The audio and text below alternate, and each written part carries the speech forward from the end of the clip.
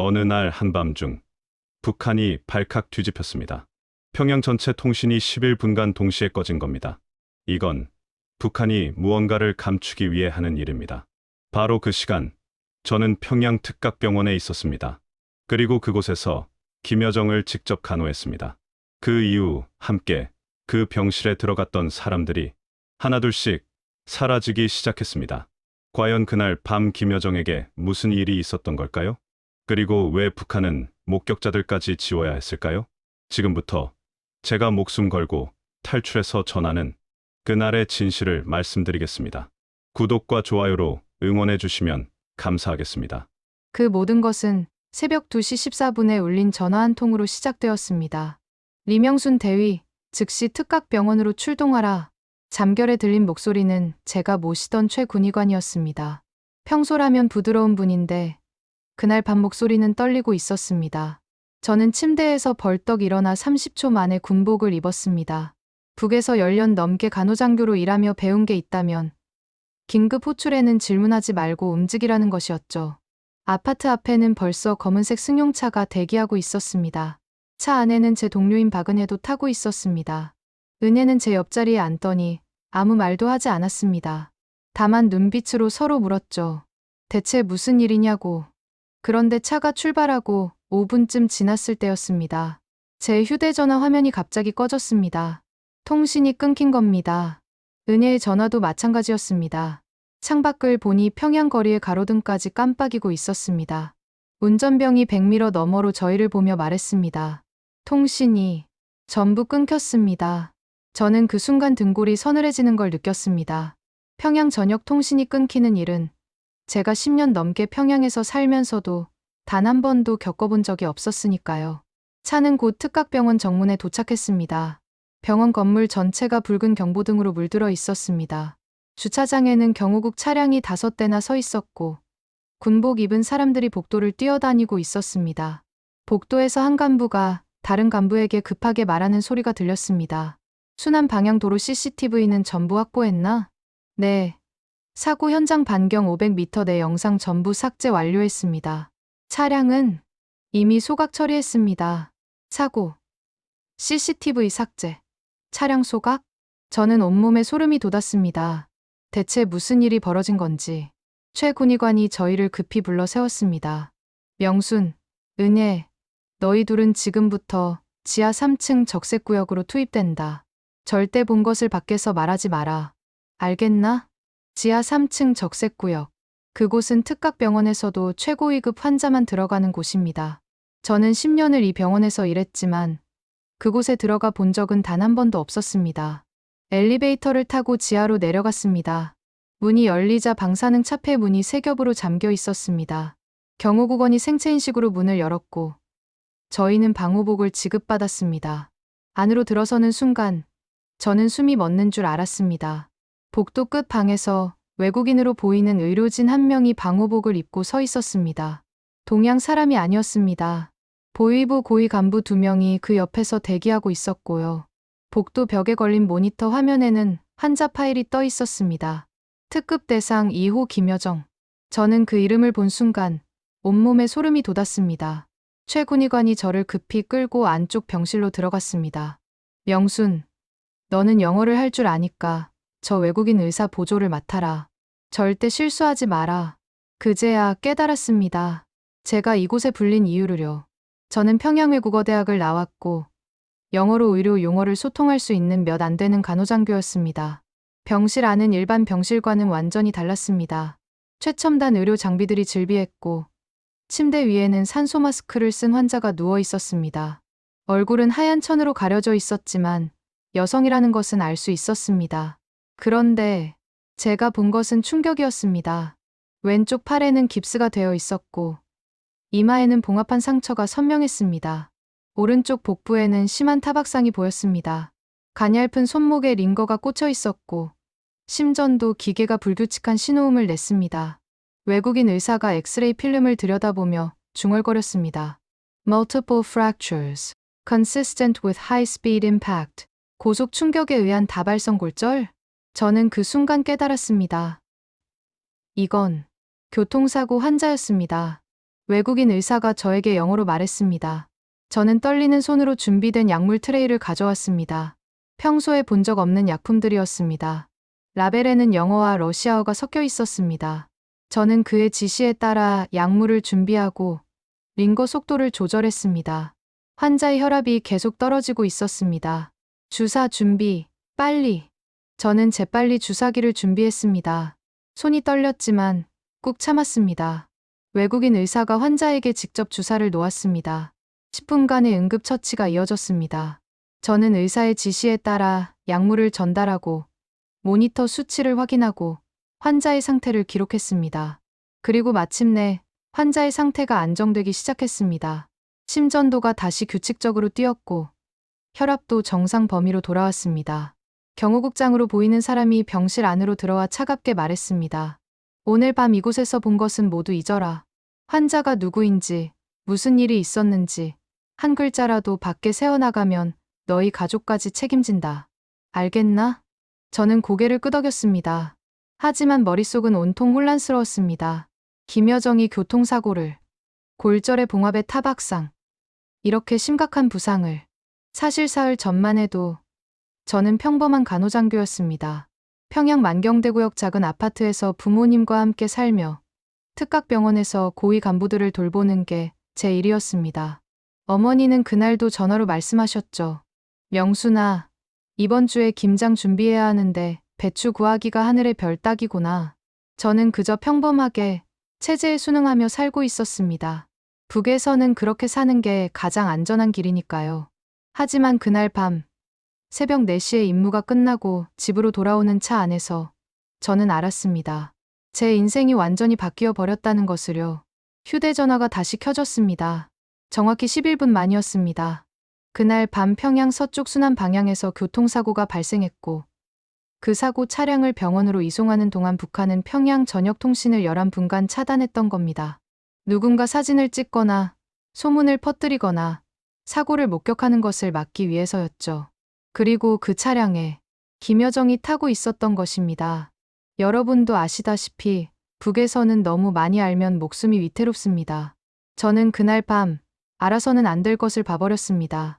김여정의 교통사고, 심각한 부상, 경호 실패의 증거, 그리고 그것이 제가 조국을 등지게 된 시작이었습니다. 그날 이후로 사흘이 지났습니다. 평소처럼 출근했지만 함께 지하 3층에 투입되었던 박은혜가 보이지 않았습니다. 은혜 어디 갔어요? 선배 간호사가 주변을 두리번거리더니 작은 목소리로 말했습니다. 어제 조직지도부에서 불러갔대. 그 후로 연락이 안 돼. 가슴이 철렁 내려앉았습니다. 조직지도부. 북에서 그곳에 불려가면 돌아오는 사람이 드뭅니다. 점심시간 병원 구내식당 구석 자리에서 선배들이 나직이 속삭이는 소리가 들렸습니다. 저는 그 테이블 근처에 앉았습니다. 그날 밤 교통사고였대. 순안 쪽 도로에서? 경호 차량이 전복됐다더라. 세상에. 그럼 경호 실패 아니야? 쉿. 조용히 해.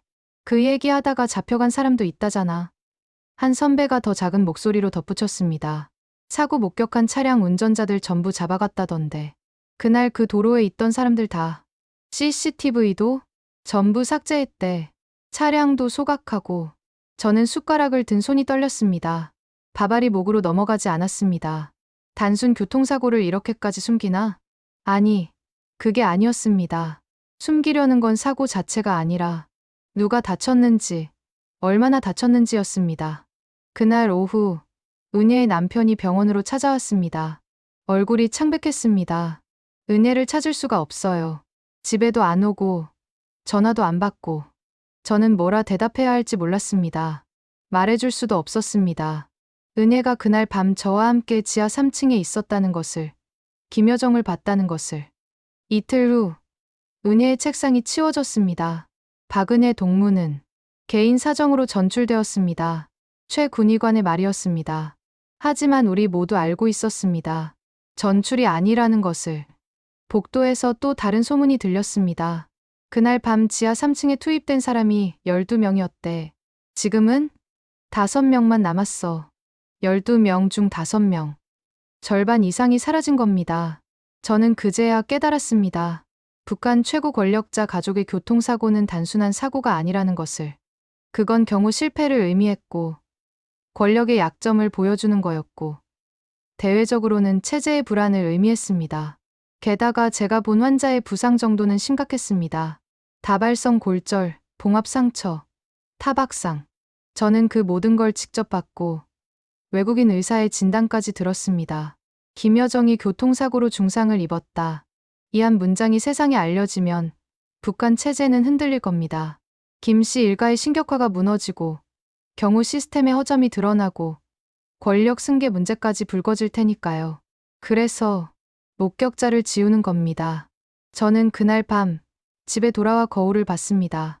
거울 속에 제 얼굴은 창백했습니다. 나는 다음 차례인가? 며칠 후 제 차례가 왔습니다. 리명순 동무. 내일 오전 10시 조직 지도부로 출두하시오. 전화를 건 사람은 무표정한 목소리로 말했습니다. 저는 전화를 끊고 한참을 멍하니 앉아 있었습니다. 손이 떨렸습니다. 은혜처럼. 나도 사라지는 건가? 그날 밤 잠을 이룰 수 없었습니다. 침대에 누워 천장을 바라보며 생각했습니다. 25세 간호장교가 되어 체제를 위해 충성하며 살아온 제 인생이 주마등처럼 스쳐 지나갔습니다. 부모님 얼굴이 떠올랐습니다. 어머니가 김장하시던 모습, 아버지가 신문을 읽으시던 모습. 이렇게 끝나는 건가? 이렇게 아무도 모르게 사라지는 건가? 새벽 4시, 저는 침대에서 일어나 창밖을 바라봤습니다. 평양 거리는 고요했습니다. 만수대 언덕 너머로 희미하게 불빛이 보였습니다. 그 순간, 저는 결심했습니다. 아니야, 이대로는 안 돼. 나는 살고 싶어. 여러분도 아시다시피 6.25 때 수많은 사람들이 목숨 걸고 남쪽으로 내려왔잖아요. 자유를 찾아서, 살기 위해서. 저도 그들처럼 살고 싶었습니다. 그날 밤, 저는 탈북을 결심했습니다. 48시간, 조직 지도부 호출까지 남은 시간이었습니다. 저는 병원에 출근했지만 일에 집중할 수가 없었습니다. 환자를 돌보면서도 머릿속은 온통 한 가지 생각뿐이었습니다. 나도 은혜처럼 사라지는 건가? 점심시간 화장실에서 제 얼굴을 봤습니다.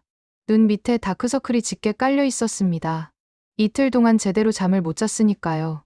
복도를 지나가는데 보이부 사람들이 제 사무실 근처를 서성이고 있었습니다. 심장이 쿵쾅거렸습니다. 벌써 감시가 시작된 건가? 그날 오후 최 군의관이 저를 불렀습니다. 명순, 너 요즘 상태가 안 좋아 보이는데 괜찮나? 네, 괜찮습니다. 혹시 그날 밤 일 때문에 힘든 거 아니야? 저는 고개를 저었습니다. 하지만 최 군의관은 제 눈을 똑바로 쳐다봤습니다. 명순아, 내가 충고 하나 해줄게. 북에서 살려면 본 것을 잊어야 해. 들은 것도 잊고 안 것도 잊어야 살아남아. 알겠나? 그 말에는 경고가 담겨 있었습니다. 동시에 연민도 담겨 있었습니다. 저는 고개를 숙였습니다. 알겠습니다. 동무. 하지만 저는 알고 있었습니다. 이미 늦었다는 것을. 박은혜도 본 것을 잊으려 했을 겁니다. 하지만 그녀는 사라졌습니다. 저녁 무렵 제 아파트 앞에 검은색 승용차가 서 있었습니다. 보이부 차량이었습니다. 저는 다른 길로 돌아서 집에 들어갔습니다. 부모님은 저녁 식사를 준비하고 계셨습니다. 명순아, 왔니? 밥 먹어라. 어머니의 목소리는 평소처럼 따뜻했습니다. 하지만 저는 그 따뜻함에 눈물이 날 것 같았습니다. 이게 마지막이 될 수도 있겠구나. 밥상에는 평양 서민들이 먹는 평범한 음식들이 놓여 있었습니다. 강냉이밥, 된장국, 배추김치. 어머니가 만든 김치를 한 입 베어 물었습니다. 짭조름하면서도 달콤한 맛이 입안에 퍼졌습니다. 이 맛도 마지막일지 모르겠네. 아버지가 신문을 접으시며 물으셨습니다. 요즘 병원 일은 어떠냐? 네, 괜찮습니다. 명순아, 너 요즘 안색이 안 좋은데 무슨 일 있냐? 저는 고개를 저었습니다. 말할 수 없었습니다. 제가 무엇을 봤는지, 무엇을 알게 되었는지. 식사를 마치고 저는 제 방으로 들어갔습니다. 작은 방이었지만 제 어린 시절 추억이 가득한 공간이었습니다. 책상 위에는 간호장교 임관 사진이 놓여 있었습니다. 25살, 희망에 가득 찬 제 모습이 그곳에 있었습니다. 그땐 이렇게 될 줄 몰랐는데 창밖을 바라봤습니다. 평양의 밤 풍경이 보였습니다. 만수대 언덕 너머로 희미한 불빛들이 반짝이고 있었습니다. 저는 그날 밤 오래 생각했습니다. 김여정의 교통사고를 목격한 것은 단순히 불운이 아니었습니다. 그건 제게 주어진 일종의 신호였습니다. 이곳에서 더 이상 살 수 없다는 신호, 진실을 아는 자는 살아남을 수 없다는 신호. 북한 체제는 권력자의 약점을 본 사람을 용서하지 않습니다. 경우 실패를 안 사람을 살려두지 않습니다. 12명이었던 목격자는 이제 5명만 남았습니다. 그리고 저는 그 5명 중 하나였습니다. 저는 침대에 누워 천장을 바라봤습니다. 떠나야 해. 살고 싶으면 떠나야 해. 하지만 두려웠습니다. 국경을 넘다 잡히면 총살입니다. 중국에서 잡혀도 북송되면 끝입니다. 그러나 여기 남아있으면 확실히 죽습니다. 저는 선택해야 했습니다. 확실한 죽음과 희망이 있는 도전 사이에서 새벽 2시 잠을 이룰 수 없어 일어났습니다. 거실로 나가니 어머니가 부엌에서 김장 준비를 하고 계셨습니다. 명순아, 못 자니? 네, 좀 답답해서요. 어머니는 제 얼굴을 들여다보시더니 한숨을 쉬셨습니다. 우리 딸, 요즘 많이 힘든가 보구나. 어머니가 미역국이라도 끓여줄까? 저는 고개를 저었습니다. 하지만 어머니 품에 안기고 싶었습니다. 어린아이처럼 울고 싶었습니다. 괜찮아요, 어머니. 저 괜찮아요. 거짓말이었습니다. 다음 날 아침, 출근 준비를 하는 저를 보며 아버지가 말씀하셨습니다. 영순아, 무슨 일이 있어도 정직하게 살아라. 그게 제일 안전한 길이다. 저는 고개를 끄덕였습니다. 하지만 속으로 생각했습니다. 아버지, 북에서는 정직하게 사는 것만으로는 살아남을 수 없어요. 너무 많이 알아버리면 정직해도 죽습니다. 집을 나서며 뒤돌아봤습니다. 부모님이 사시는 낡은 아파트, 어린 시절 뛰놀던 골목, 평양의 거리. 여러분도 아시다시피 우리 부모님 세대는 6.25를 겪으셨잖아요. 전쟁통에 헤어진 가족들이 얼마나 많았습니까? 저도 이제 그런 이상가족이 되는 겁니다. 하지만 저는 살고 싶었습니다. 죽지 않고 자유롭게 진실을 말할 수 있는 곳에서. 그날 밤 저는 조용히 눈물을 흘렸습니다. 그리고 마지막 준비를 시작했습니다. 48시간. 저는 그 시간 동안 평생 해본 적 없는 일들을 해야 했습니다. 먼저 돈을 구해야 했습니다. 북한 돈으로는 국경을 넘을 수 없으니까요. 중국 돈, 위안화가 필요했습니다. 저는 그동안 모아둔 북한 돈 전부를 들고 장마당으로 갔습니다. 장마당, 우리로 치면 재래시장 같은 곳인데요. 거기서는 돈만 있으면 못 구할 게 없습니다. 저는 아는 환전상을 찾아갔습니다. 이모, 위안화로 바꿔주세요. 환전상 아주머니가 저를 빤히 쳐다봤습니다. 명순아, 너 갑자기 왜 위안화가 필요해? 혹시? 아주머니는 말을 끝까지 하지 않았습니다. 하지만 눈빛으로 다 아는 것 같았습니다. 북에서 갑자기 위안화를 구한다는 건 대부분 한 가지 의미니까요. 이모, 부탁이에요. 아주머니는 한숨을 쉬더니 돈을 바꿔줬습니다. 그리고 제 손을 꼭 잡으며 말했습니다. 조심해서 가거라. 살아서, 꼭 살아서. 저는 고개를 숙여 인사하고 나왔습니다. 눈물이 날 것 같았습니다. 그 다음은 연락처를 외우는 일이었습니다. 수첩에 적힌 함경도 브로커 번호, 중국 조선족 집 주소. 이 모든 걸 머릿속에 새겨 넣어야 했습니다. 수첩은 가져갈 수 없으니까요. 국경에서 걸리면 모든 게 끝이니까요. 저는 밤새 그 숫자들을 되뇌었습니다. 1, 3, 7, 2, 5. 마치 주문처럼 계속 외웠습니다. 그리고 가장 어려운 일이 남았습니다. 부모님께 인사하는 일. 하지만 차마 진실을 말씀드릴 수는 없었습니다. 부모님이 아시면 말리실 게 뻔했고, 혹시라도 제가 실패하면 부모님까지 연좌제로 끌려가실 테니까요. 조직 지도부 출석 전날 저녁, 저는 집에 들렀습니다. 어머니, 아버지, 저 왔어요. 어머니가 반갑게 맞아주셨습니다. 명순아, 밥은 먹었니?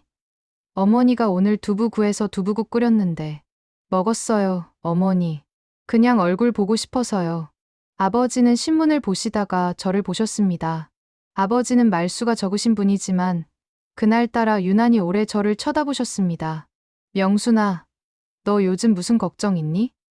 아니에요, 아버지. 괜찮아요. 어머니가 부엌에서 뭔가를 싸우셨습니다. 명순아, 이거 가져가거라. 어머니가 김치 담갔는데 내가 좋아하는 배추김치다. 그리고 옥수수떡도 쪄뒀어. 저는 그 보따리를 받아들며 눈물을 참았습니다. 고맙습니다. 어머니. 뭘 고맙긴. 우리 딸인데. 어머니는 그렇게 말씀하시면서도 왠지 제 눈을 피하시는 것 같았습니다.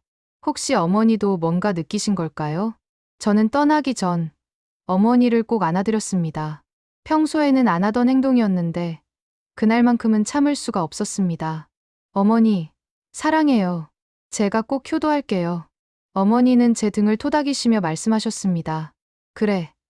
우리 명순이 건강하게만 있어라. 그게 효도다. 저는 어머니 품에서 고개를 끄덕였습니다. 하지만 속으로는 빌었습니다. 어머니, 아버지 용서해 주세요. 불효녀가 되는 걸 용서해 주세요. 집을 나오며 동생 명철이를 마주쳤습니다. 25살 된 동생은 군대를 갓 제대한 청년이었습니다. 누나, 어디가? 저는 동생을 조용한 곳으로 데리고 갔습니다. 그리고 작은 목소리로 말했습니다. 명철아, 누나 말 잘 들어. 왜? 무슨 일인데? 누나가 한동안 연락 못할 수도 있어. 그동안 부모님 잘 모셔야 한다. 알았지? 명철이는 제 눈을 똑바로 쳐다봤습니다. 그리고 조용히 물었습니다. 누나, 설마. 저는 명철이 어깨를 잡았습니다. 명철아, 너는 이제 이 집 기둥이야. 형이 되어야 해. 약속해. 명철이는 한참을 저를 보더니 고개를 끄덕였습니다. 눈시울이 붉어져 있었습니다. 누나, 조심해. 그 말이 명철이가 제게 한 마지막 말이었습니다. 저는 돌아서서 걸었습니다. 뒤돌아보지 않았습니다. 뒤돌아보면 마음이 흔들릴 것 같았으니까요. 그날 밤, 저는 평양 시내를 마지막으로 걸었습니다. 대동강변을 지나고, 김일성 광장을 지나고, 어릴 적 다니던 학교 앞을 지나갔습니다. 안녕, 내 고향. 안녕, 내가 자란 땅. 내일 새벽, 저는 이곳을 떠날 겁니다. 다시는 못 올지도 모르는 길을 떠날 겁니다. 하지만 저는 살고 싶었습니다. 그리고 언젠가 자유로운 세상에서 다시 부모님을 만나고 싶었습니다.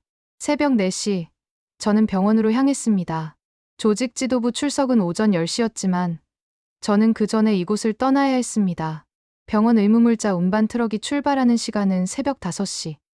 그게 제 마지막 기회였습니다. 병원 뒷문 근처에는 평소처럼 물자 운반 트럭이 대기하고 있었습니다. 함경도 청진의 군부대 병원으로 가는 트럭이었습니다. 운전병은 제가 아는 사람이었습니다. 최동무, 오늘 출발 전에 약품 목록 확인 좀 해주시겠어요? 그러지 뭐. 운전병이 운전석에서 내려 창고로 들어가는 사이 저는 트럭 짐칸으로 올라갔습니다. 의료용 박스들 사이에 몸을 숨겼습니다. 심장이 터질 듯 뛰었습니다. 제발 들키지 않게 해주세요. 10분쯤 지났을 때 트럭 엔진이 걸렸습니다. 트럭이 움직이기 시작했습니다. 저는 박스 사이에서 숨을 죽였습니다. 1시간쯤 달렸을 때 트럭이 멈췄습니다. 검문소였습니다. 동무, 어디 가는 차량이요? 청진 군부대 병원으로 가는 의무물자 수송 차량입니다. 짐칸 확인 좀 하겠소. 제 심장이 멎는 줄 알았습니다. 발자국 소리가 가까워졌습니다. 누군가 짐칸 문을 열었습니다. 그 순간 운전병이 말했습니다. 동무, 이거 긴급 의약품인데 시간이 늦으면 제가 처벌받습니다. 여기 수송 서류 있으니까 확인해 주시오. 잠시 침묵이 흘렀습니다. 그리고 문이 닫혔습니다. 가시오. 저는 그제야 숨을 쉬었습니다. 온몸이 땀으로 젖어 있었습니다. 트럭은 계속 북쪽으로 달렸습니다. 평양에서 함경도까지는 6시간 넘게 걸립니다. 저는 그 시간 동안 박스 사이에 웅크리고 앉아 있었습니다. 추웠습니다. 12월 초에 북한은 정말 춥습니다. 손발이 꽁꽁 얼었습니다. 오후쯤 되어 트럭이 청진에 도착했습니다. 트럭이 병원 앞에 멈추고 운전병이 내렸습니다. 저는 그 틈을 타서 트럭에서 뛰어내렸습니다. 청진 거리를 걸었습니다. 이제부터는 제 발로 국경까지 가야 했습니다. 청진에서 국경까지는 또 몇 시간을 더 가야 합니다. 저는 외워둔 번호로 전화를 걸었습니다. 브로커였습니다. 여보세요, 저 평양에서 왔습니다. 알았소. 온성 쪽 마을 집으로 오시오. 오늘 밤에 전화가 끊겼습니다. 저는 기차역으로 갔습니다. 온성행 기차표를 샀습니다. 마지막 남은 북한 돈을 다 썼습니다. 기차 안에서도 저는 긴장을 풀 수 없었습니다. 혹시 보위부에서 제 실종을 알아챘을까? 혹시 추격조가 오고 있는 건 아닐까? 저녁 6시쯤 온성에 도착했습니다. 이제 두만강이 코앞이었습니다. 브로커가 알려준 집을 찾아갔습니다. 초라한 집이었습니다. 문을 두드리자 마른 체격의 남자가 나왔습니다. 평양에서 왔다는 사람이요? 네, 들어오시오. 집 안에는 저처럼 탈북을 준비하는 사람이 2명 더 있었습니다. 중년 남자와 젊은 여자였습니다. 우리는 서로 말을 섞지 않았습니다. 서로의 신원을 아는 게 위험하니까요. 밤 10시, 브로커가 말했습니다. 자, 이제 출발하오. 강까지는 30분 걸리오. 우리는 어둠 속을 걸었습니다. 달빛도 없는 캄캄한 밤이었습니다. 눈이 쌓인 길을 걸으니 발이 시렸습니다. 드디어 두만강이 보였습니다. 강물은 얼어붙어 있었습니다. 하지만 브로커가 말했습니다. 조심하시오. 얼음이 얇은 곳이 있소. 한 발 잘못 디디면 물에 빠지오. 저는 숨을 깊이 들이마셨습니다. 이제 정말 마지막 순간이었습니다. 국경수비대 순찰이 20분마다 돌아요. 지금부터 15분 안에 건너야 하오. 브로커의 신호와 함께 저는 얼음 위를 걷기 시작했습니다. 한 걸음, 2걸음. 발밑에서 얼음 깨지는 소리가 들렸습니다. 무서웠습니다. 하지만 멈출 수 없었습니다. 그때였습니다. 멀리서 군견 짖는 소리가 들렸습니다. 빨리! 순찰조가 온다. 저는 뛰기 시작했습니다. 얼음 위를 미끄러지면서도 앞으로 나아갔습니다. 뒤에서 호루라기 소리가 들렸습니다. 거기서 쏜다. 총소리가 울렸습니다. 하지만 저는 멈추지 않았습니다. 죽어도 앞으로만 갔습니다. 그리고 마침내 제 발이 강 건너편 땅을 밟았습니다. 중국이었습니다. 저는 그 자리에 주저앉아 울었습니다. 살았습니다. 저는 살아서 북한을 벗어났습니다. 하지만 기쁨은 잠시뿐이었습니다. 이제부터가 진짜 시작이었으니까요. 강을 건넜을 때 저는 자유를 얻었다고 생각했습니다. 하지만 그건 착각이었습니다. 브로커는 저를 조선족 마을로 데려갔습니다. 연변 지역의 작은 마을이었습니다. 그리고 한 집 앞에서 멈췄습니다. 여기서 며칠 숨어 있으시오. 공안 단속이 심하니까. 저는 그 집에 들어갔습니다. 60대쯤 되어 보이는 조선족 할머니가 맞아주셨습니다. 들어오소. 배고프겠구만. 할머니는 따뜻한 국밥을 내오셨습니다. 저는 사흘 만에 처음 제대로 된 밥을 먹었습니다. 눈물이 났습니다. 할머니, 감사합니다. 됐소. 같은 핏줄인데. 우리 조상도 다 북에서 왔소. 할머니 말씀을 들으니 가슴이 뭉클했습니다. 낯선 땅에서 같은 말을 쓰는 사람을 만난다는 게 이렇게 고마울 줄 몰랐습니다. 하지만 안심할 수는 없었습니다. 사흘째 되던 날, 할머니가 급히 달려오셨습니다. 공안이 마을에 들어왔다. 빨리 숨어. 저는 할머니 집 뒤편 헛간으로 뛰어갔습니다. 헛간 구석 집더미 속에 몸을 숨겼습니다. 중국 공안 목소리가 들렸습니다. 할머니, 여기 탈북자 숨겨주면 할머니도 처벌받는 거 알죠? 아이고, 무슨 소리요. 우리 집에는 아무도 없소. 한참을 숨죽이고 있었습니다. 그들이 가고 나서야 저는 헛간에서 나올 수 있었습니다. 중국에서도 안전하지 않구나. 그날부터 저는 낮에는 숨어 지내고 밤에만 움직였습니다. 할머니는 몰래 밥을 가져다 주셨습니다. 할머니, 이러시다가 할머니가 위험해지는 거 아니에요? 괜찮소.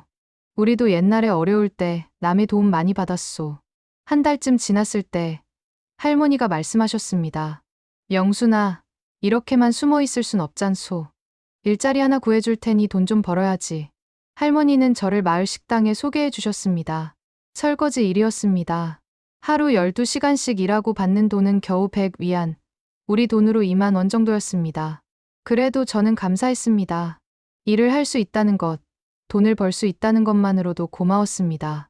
하지만 어려움은 많았습니다. 중국말을 못해서 손님들과 의사소통이 안 됐습니다. 주인 아주머니가 뭐라고 하면 그냥 고개만 끄덕였습니다. 그리고 늘 두려웠습니다. 경찰차만 지나가도 심장이 쿵쾅거렸습니다. 혹시 신고당하는 거 아닐까? 혹시 북송되는 거 아닐까? 어느 날 식당에 한국인 손님이 왔습니다. 선교사로 보였습니다. 그분이 조선족 말로 할머니에게 물었습니다. 혹시 이 근처에 북에서 온 사람 있습니까? 할머니는 저를 슬쩍 보시더니 말씀하셨습니다. 저쪽에 설거지하는 아가씨, 북에서 왔소. 선교사님이 저에게 다가왔습니다. 따님, 한국 가고 싶습니까? 저는 고개를 끄덕였습니다. 눈물이 났습니다. 한국, 갈 수 있어요? 네. 도와드릴 수 있습니다. 하지만 쉽지 않은 길입니다. 선교사님은 연락처를 주셨습니다. 준비되면 이 번호로 연락하세요. 한국까지 갈 수 있도록 도와드리겠습니다. 그날 밤, 저는 오랜만에 희망을 느꼈습니다. 한국, 진짜 자유로운 나라. 거기 가면 더 이상 숨어 살지 않아도 되는 곳. 하지만 한국까지 가는 길은 또 다른 모험이었습니다. 선교사님과 연락한 지 일주일 후, 저는 중국을 떠나기로 결심했습니다. 따님, 한국까지 가려면 동남아를 거쳐야 합니다. 힘들지만 할 수 있겠어요? 할 수 있습니다. 선교사님은 떠나기 전 저를 위해 기도해 주셨습니다. 하나님, 이 딸이 무사히 자유의 땅에 닿을 수 있도록. 저도 평생 처음으로 간절히 기도했습니다. 제발, 저를 살려주세요. 브로커가 준비한 차를 타고 중국 남쪽으로 이틀을 달렸습니다. 가짜 여권을 받았습니다. 제 사진이지만 중국 이름이 적혀 있었습니다. 라오스를 거쳐 태국으로 넘어가는 국경. 검문소를 지날 때마다 심장이 터질 듯 했습니다. 태국 방콕에 거의 다 왔을 때 문제가 터졌습니다. 이민국 직원이 제 여권을 보더니 이상하다는 표정을 지었습니다. 그리고 경찰을 불렀습니다. 여권이 가짜요. 따라오시오. 저는 경찰서로 끌려갔습니다. 유치장에 갇혔습니다. 좁은 방에 사람이 10명도 넘게 들어차 있었습니다. 이제 끝인가? 여기서 중국으로 송환되는 건가? 이틀을 유치장에서 보냈습니다. 화장실은 변기 하나가 방 한쪽에 있었고 밥도 제대로 안 나왔습니다. 어머니 얼굴이 떠올랐습니다. 아버지, 동생 명철이. 여기서 이렇게 끝날 순 없었습니다. 사흘째 되던 날 경찰이 저를 불렀습니다. 당신, 북한에서 왔소? 저는 고개를 끄덕였습니다. 이제 숨길 수도 없었습니다. 한국 대사관에 연락하고 싶습니다. 경찰은 한참을 저를 보더니 전화기를 건넸습니다. 저는 떨리는 손으로 한국 대사관 번호를 눌렀습니다. 여보세요, 저 북한에서 온 탈북자입니다. 도와주세요. 알겠습니다. 위치 알려주세요. 바로 가겠습니다. 그날 오후 한국 대사관 직원이 경찰서로 왔습니다. 대사관 건물에 들어서는 순간 저는 울음을 터뜨렸습니다. 이제 안전한 건가요? 네. 이제 대한민국 국민으로 보호받을 수 있습니다. 일주일 후 저는 인천행 비행기 티켓을 받았습니다. 비행기 창밖으로 구름이 보였습니다. 몇 시간 후면 한국, 진짜 자유의 나라입니다. 저는 또 울었습니다. 살았습니다. 정말로 살아서 자유를 찾았습니다. 그리고 마음속으로 빌었습니다. 어머니, 아버지, 명철아. 누나가 살았어. 언젠가 꼭 다시 만나자. 인천공항에 내렸을 때 저는 꿈을 꾸는 것 같았습니다. 밤인데도 대낮처럼 밝았습니다. 자동차들이 쉴 새 없이 달리고 사람들이 자유롭게 웃으며 걸었습니다. 여기가 한국이구나.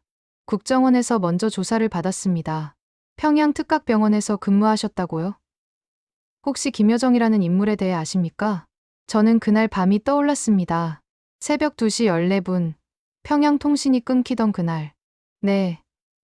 제가 그날 현장에 있었습니다. 저는 지하 3층에서 본 모든 것을 이야기했습니다. 외국인 의료진, 모니터에 떠있던 이름, 그리고 사라진 사람들까지. 조사관이 말했습니다. 증언 감사합니다. 그날 통신 차단 이유, 이제 이해가 됩니다. 하나원에서 심리 상담을 받을 때 저는 처음으로 눈물로 고백했습니다. 선생님, 저는 살기 위해 부모님을 버리고 왔어요. 선생님이 제 손을 잡아주셨습니다. 당신은 잘못한 게 없어요. 살아남은 것만으로도 용기예요. 3개월의 교육을 마치고 저는 한국 사회로 나왔습니다. 편의점에 들어갔을 때 물건이 너무 많아서 놀랐습니다. 24시간 언제든 음식을 살 수 있다는 게 신기했습니다.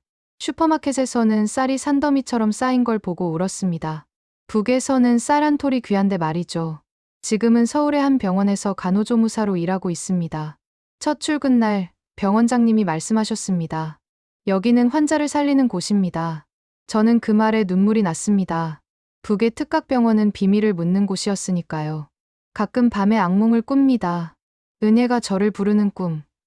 어머니가 우시는 꿈. 하지만 깨어나면 제가 자유로운 땅에 있다는 걸 깨닫습니다. 북에 계신 부모님이 보고 싶습니다. 동생 명철이도 보고 싶습니다.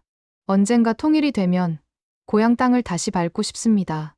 어머니가 싸주신 김치 맛이 그립습니다. 여러분, 저는 이 이야기를 숨기고 싶었습니다. 무서웠습니다. 하지만 진실을 알려야겠다고 생각했습니다. 그날 밤 무슨 일이 있었는지, 왜 사람들이 사라져야 했는지. 저는 살기 위해 탈북했지만 이제는 진실을 알리기 위해 이 이야기를 합니다. 북에 계신 어머니, 아버지, 명철아. 누나는 여기서 잘 살고 있어. 자유롭게 숨 쉬고 있어. 언젠가 통일이 되면 우리 다시 만나자. 자유로운 하늘 아래서 가족 모두 함께 그날을 꿈꾸며 오늘도 저는 살아갑니다.